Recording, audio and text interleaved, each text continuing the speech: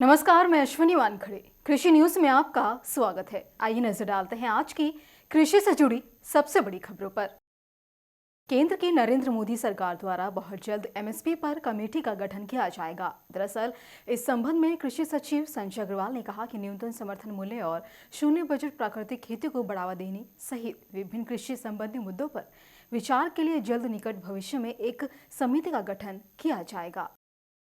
गुजरात के गांधीनगर स्थित helipad exhibition centre में 9 से 11 दिसंबर तक एग्री एशिया 2021 यानी कि 10वें अंतर्राष्ट्रीय प्रदर्शनी और कृषि प्रौद्योगिकी सम्मेलन का आयोजन किया गया, जिसका उद्देश्य प्री हार्वेस्ट से लेकर पोस्ट हार्वेस्ट तक उत्पादों, सेवाओं और प्रौद्योगिकी को प्रदर्शित करने के लिए एक अनूठा मंच प्रदान करना है, जिस पर स्टील के territory sales manager Umesh Kumar Sharma ने कृषि जागरण से क्या कुछ कहा, आइए जानते हैं। तो एग्रीकल्चर्स में जो हमारे पास में मशीन्स हैं वो टिलेज इक्विपमेंट की मशीन है जो कि इंटर कल्टीवेशन के लिए यूज होती हैं, जैसे कि पावर टिलर्स है हमारे पास में 6 HP, 7 HP एंड 2 HP। इनको हम इंटर कल्टीवेशन में यूज कर सकते हैं।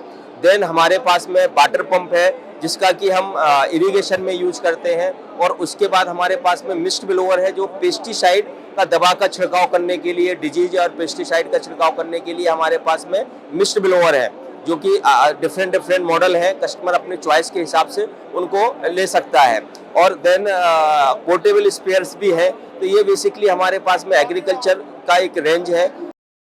कृषि कानूनों की वापसी के बाद प्रधानमंत्री नरेंद्र मोदी पहली बार किसानों के एक बड़े कार्यक्रम को ऑनलाइन मोड में संबोधित करेंगे। आपको बता दें कि 16 दिसंबर को आयोजित होने वाले इस कार्यक्रम में वे किसानों को जीरो बजट नेचुरल फार्मिंग के फायदे बताएंगे और इस खेती को अपनाने के लिए प्रोत्साहित करेंगे। तो वहीं सरकार की कोशिश है कि किसान रासायनिक खाद का कम से कम इस्तेमाल कर प्राकृतिक तरीके से खेती करे।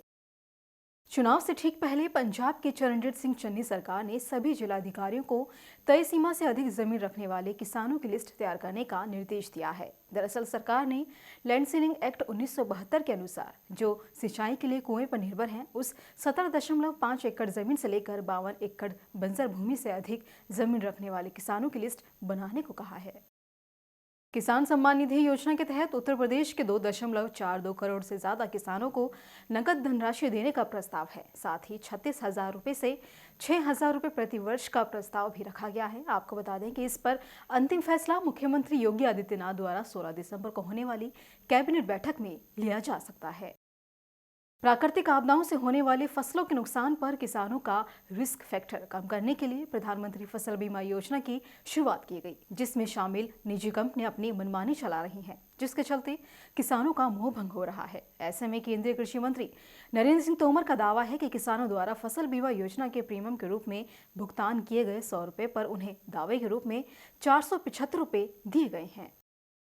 सरकार ने पशुपालन को बढ़ावा देने के लिए किसान पशुपालन योजना शुरू की है। दरअसल इसमें पशुपालकों को बिना किसी गारंटी या जमीन और घर को बंधक बनाए बिना 1.60 लाख रुपए का किसान क्रेडिट कार्ड बनाया जाएगा। आपको बता दें कि ब्याज दरों पर बैंक से मिलने वाले इस ऋण को 1 साल की अवधि में जमा कराना होगा। खास बात यह है कि इस रकम से पशुपालक 2 पशु खरीदने के साथ इस धनराशि से डेयरी व्यवसाय कर अपनी आय बढ़ा सकेंगे।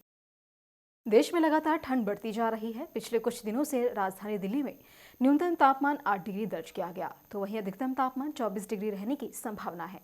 और दूसरी तरफ राज्य में प्रदूषण भी गंभीर श्रेणी में बना हुआ है, जिसकी जहरीली हवा से लोग काफी परेशान हैं। इसी तरह की अन्य खबरों के लिए जुड़े रहिए कृषि जागरण के साथ। धन्यवाद।